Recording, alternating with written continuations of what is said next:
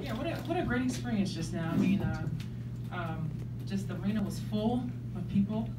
That just shows you how far we've come. Great atmosphere. The girls look great. Louisville looks great. I expect them to go deep in the tournament.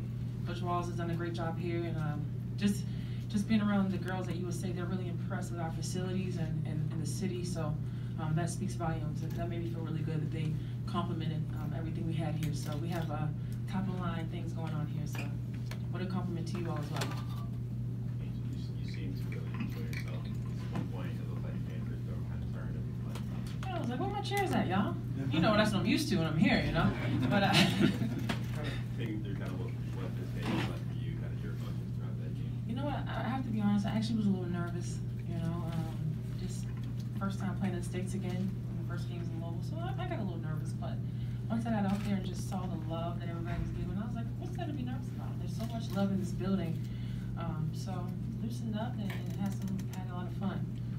Angel, once you guys got into the game, you and Jazz kind of went at it a little bit there, didn't you? Oh man, I told Jazz she got to slow down a little bit.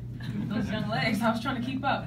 Actually, it was kind of a shock in the beginning, the pace. You know, I hadn't played that pace in so long. I was like, I had to take my one deep breath and catch that second one. But that just goes to show you how good they are, you know, that they can play at that pace and they just play so fast. I think that's why they beat a lot of teams and they're ranked in the top 5. So, but yeah, it was a little competition. What kind of satisfaction do you take in seeing crowds like that and knowing that you had a hand in really building the program and that kind of success? It's just truly an honor. You know, you're just a part of a legacy. Like I said, when I first came to Louisville, I never imagined all of this. You know, we was just trying to get past the first round of the tournament. That was our goal when I first came to Louisville. Can we get past the first round in the franchise history? You know, so now we have 12,000 people out there. So that just goes to show you that, you know, to be part of a legacy and history is it's amazing.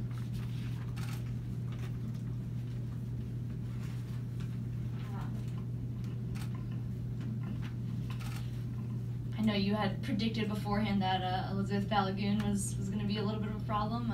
What did you think of the playing against her? Yeah, like I said, they were all tough. You know, they're strong, they're quick. I think the quickness got to me a little bit. But other than that, you know, we have such a good team, USA team. You know, so still dominated tonight. Hit some threes, so that helped us out a little bit.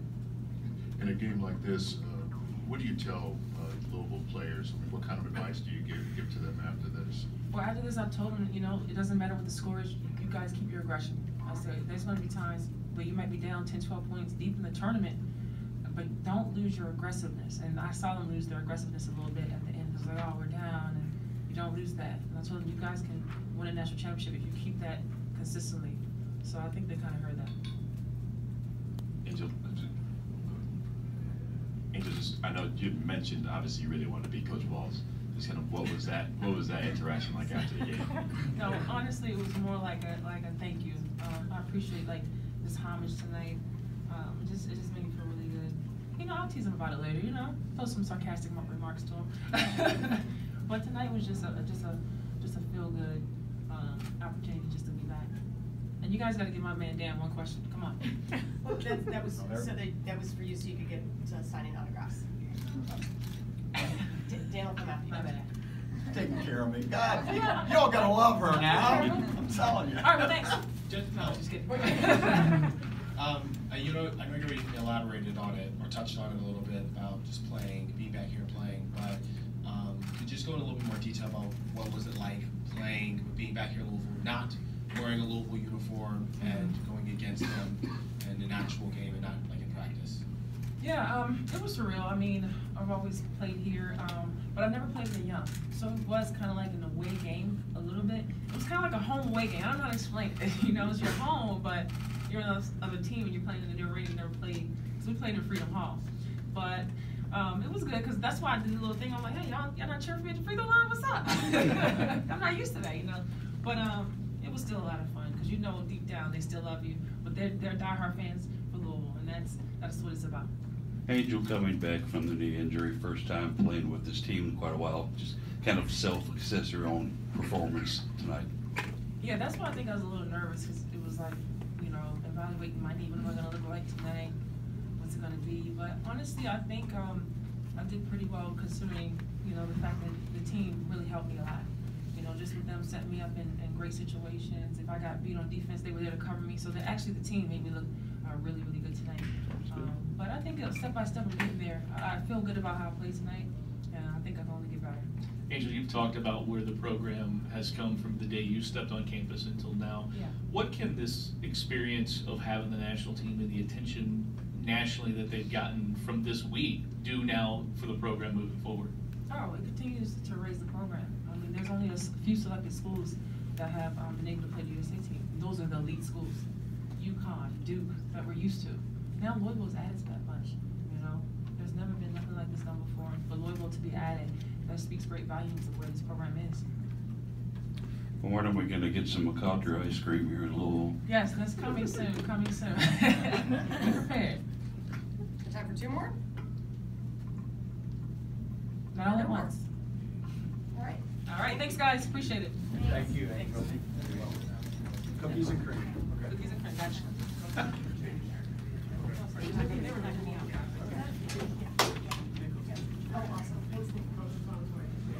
All right, so Dan Hughes, co-coach for the USA team.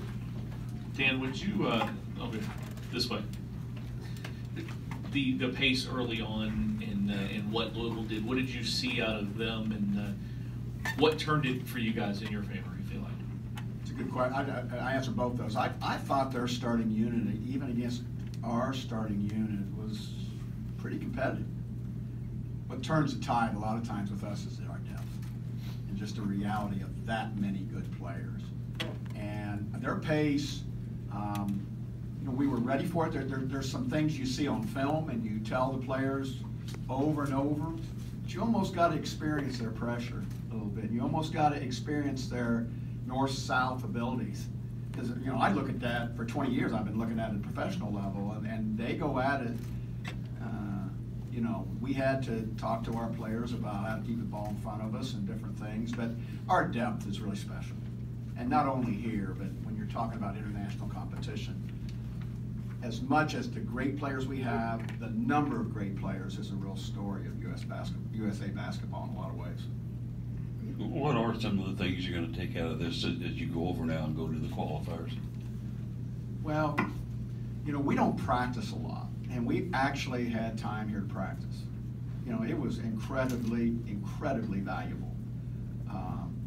We'll take that, but I also think, you know, and I'm just going to tip my hat to Louisville and to the women's program. From the time we got off the plane, which was 9:30, I don't know, on Thursday or something like that, the culture is in the community. Not just the culture they have, which is a very good one. It's in your community. People talk to us about it. I go to breakfast, and whoever's taking care of me is aware of the game and is aware of the team. You know, that's great. I've been coming here since Denny Crum was a coach. I came here to learn basketball from Denny Crum when I was starting out as a high school coach and on the men's side. The culture here is awfully healthy.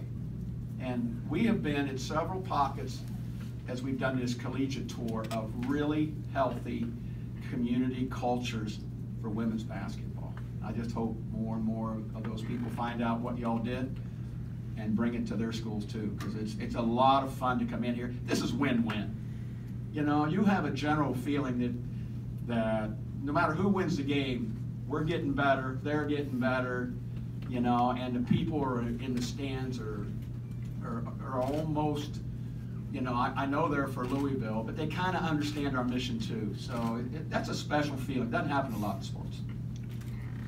Of your 6 college games, this has been by far the most lopsided. How much of that is a reflection of the players who were not available maybe at Oregon and some of the other stops, and how much of it is just the maturation of this team as you get closer to the tournament in Serbia?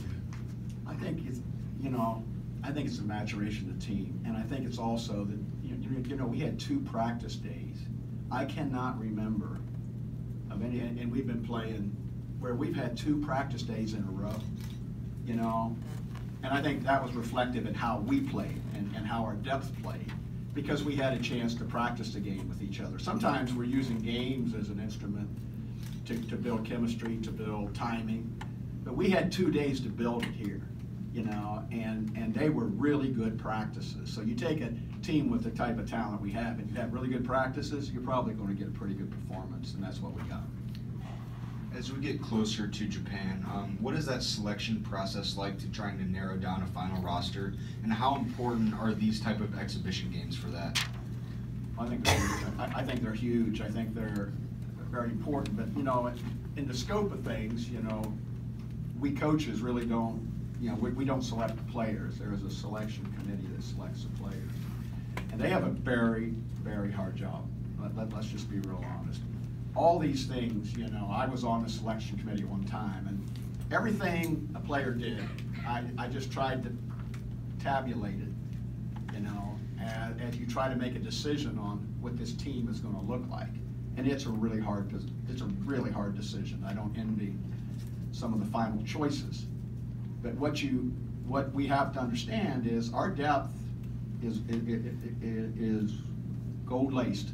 It leads us to a lot of things. So the chemistry of our starting unit, the chemistry of our players coming off the bench, that really gives us a position to chase the gold with confidence in Tokyo. What kind of strategy can you instill from games like this and install with, and especially with kind of the transient nature of the roster at this time of year? Well, you know, my background was high school and collegiate. And so you're used to having time to prepare things.